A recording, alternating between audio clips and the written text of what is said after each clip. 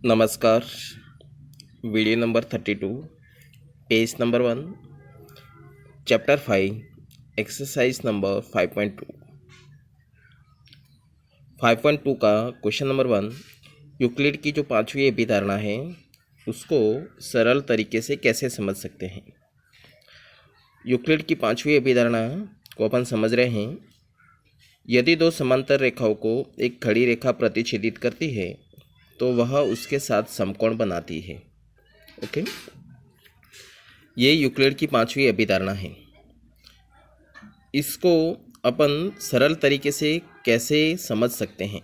देखिए कि किसी दी गई रेखा के एक और केवल एक ही लंबवत रेखा होती है।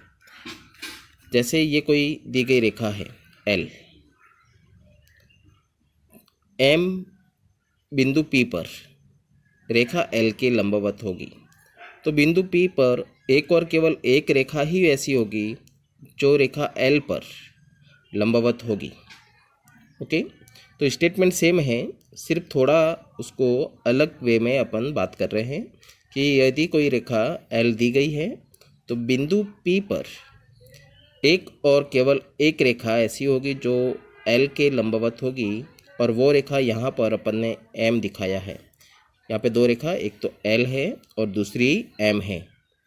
रेखा एल और एम बिंदु पी पर एक दूसरे के लंबवत है। लंबवत होना मीन्स ये जो कोण बनेगा वो समकोण बनेगा। समकोण मीन्स 90 डिग्री का।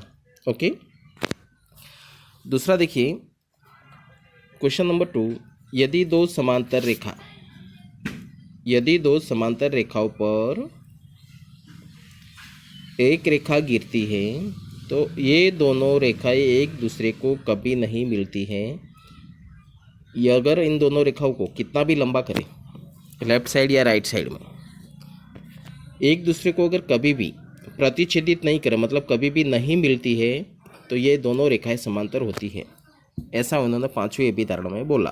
ओके, इसको अपन सरल तरीके से समझ रहे हैं कि यदि कोई भी दो समांतर रेखा है और उनके ऊपर एक रेखा इस प्रकार से गिरती है, मतलब प्रतिच्छेदित करती है कि इन दोनों रेखाओं के साथ प्रतिच्छेदित रेखा से बनने वाले अंतःकोण, प्रत्येक अंतःकोण का मान समकोण हो, अर्थात 90 डिग्री का हो, तो वह दोनों रेखाएं एक दूसरे के समांतर होती है। ओके, कैसे देखो, माना कि दो रेखाएं हैं एल और एम। ये दो रेखा है, रेखा एल और रेखा एम।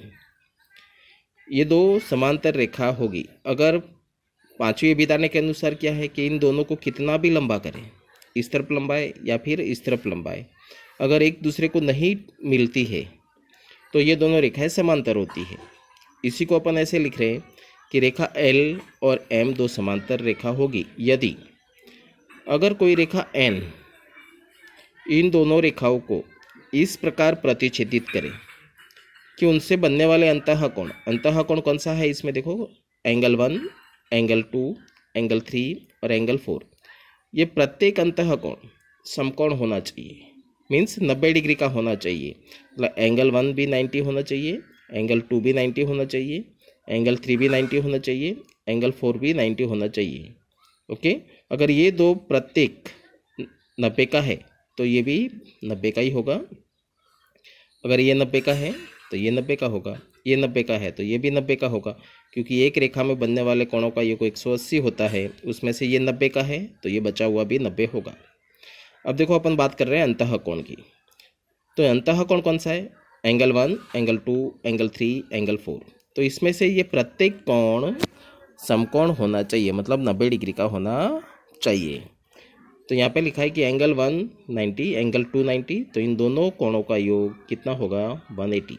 ओके, तो ये प्रत्येक कोण अगर 90 डिग्री का है तो रेखा एल और एम कैसी होगी, समांतर होगी। Okay, thank you.